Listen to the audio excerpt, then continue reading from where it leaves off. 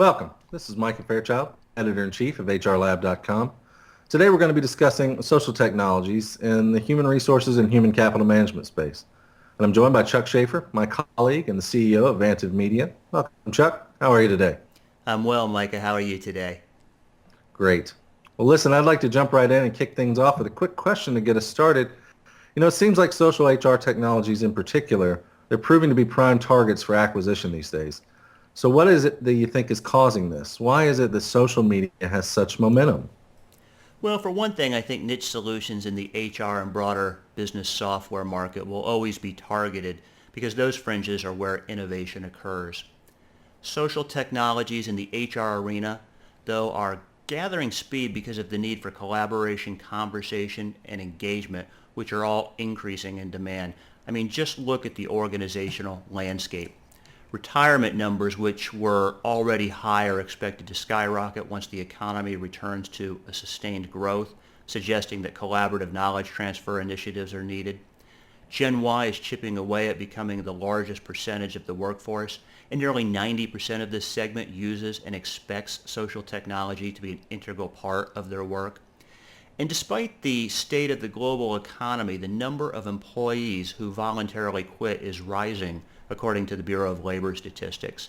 And social technology usage and adoption is a key method for both attraction and retention, and it shows transparency as a big factor in being seen as an employee or employer of choice.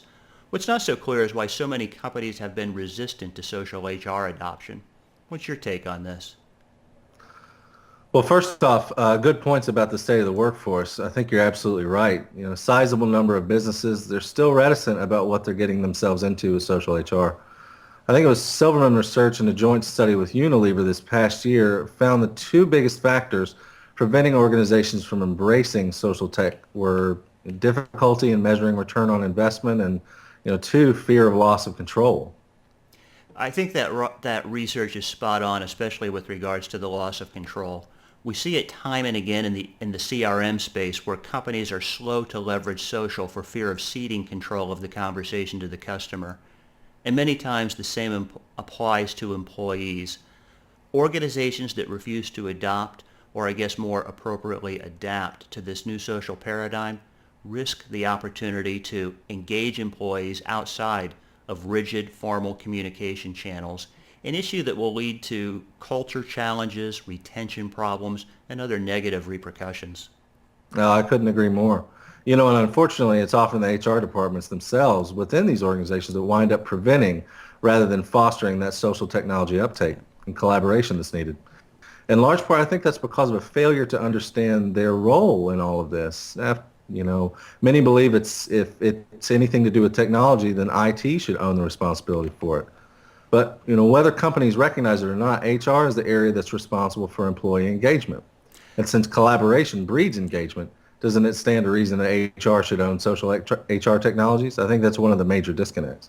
Agreed, but wouldn't you say that one of the other major disconnects is that social HR technologies are too often being used in functions that aren't built for social? I mean, social recruitment is a no-brainer because you're engaging with a prospect, the prospective employee. Performance management, on the other hand, isn't as clear-cut and recognizable in the social arena. Well, performance management has a whole set of problems that go way beyond social before it's truly effective, and we don't really have time to get into that. But I would agree that the hype, especially for social PM, has controlled the conversation much more than the actual application's utility.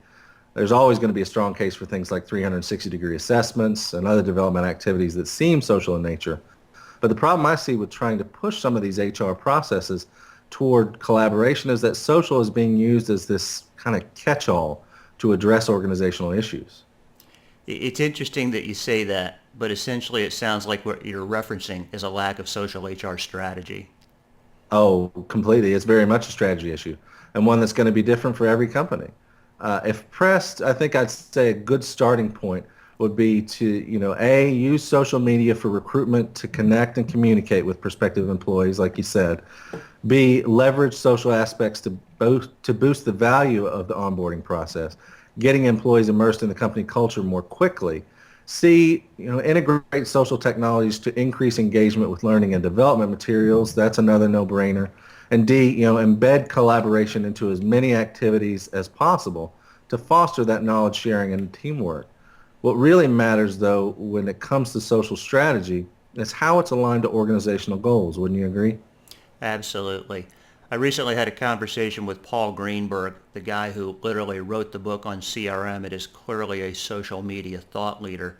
And he identified the lack of clear strategy and organizational alignment as the two most common reasons that technology projects, social or otherwise, fail to succeed. Yeah, it's not usually the technology's fault now, is it? No, I'd say most often it's a lack of solid direction. Technology is only an enabler of strategy. Companies need to understand what it is they hope to gain from leveraging social. Yes, collaboration and engagement are proven keys to agility and business success, but not if they are delivered haphazardly or without an eye for the specific and measurable objectives that the technology is supposed to yield. Well, other than these measurable objectives that you're talking about, do you think there's other learning points that HR and business leaders should consider when they're looking at adopting social technologies? I think there are a few key lessons for HR and business leaders to recognize when adopting social HR technologies. First, social HR is not about adding new communication channels in order to broadcast more messages to staff. It's about engaging staff for a more meaningful dialogue and relationship in a way where both parties are benefited. Second, when designing social HR processes, make sure to design them from the employee's perspective, not a company hierarchical or departmental structure. Employee processes cross departments, and if social HR technologies are implemented from the employee process and experience perspective, the company is less likely to avoid creating a siloed environment that fails to meet employee expectations. Third, don't assume staff will quickly adopt social HR tools because they're new, cool, or imposed by the company. Prior implementers can testify that company culture always trumps technology and adoption of new tools, that change must be met with a change management plan, and other traditional project management aids such as executive sponsorship and clear and measurable goals remain very important. Fourth, I would say privacy matters. Statements that suggest privacy on the internet is a thing of the past are wrong and even have compliance and regulatory impact when put into an HR context. When implementing social HR technologies, don't assume that your staff want to be your Facebook friends, and be proactive to reach out and ask which social channels or other channels your staff wish to engage you as their employer. And lastly, for companies that can become social enterprises, or at least social with their staff, the benefits are both material and sustainable, and will include noticeably improved company culture, improved acquisition of top talent, reduced churn, and increased productivity. Yeah, those are great points. And I think that brings us to a great wrap up for this conversation. Thanks for joining us in our discussion of social HR technologies, and please join us next time as we discuss HR and gamification.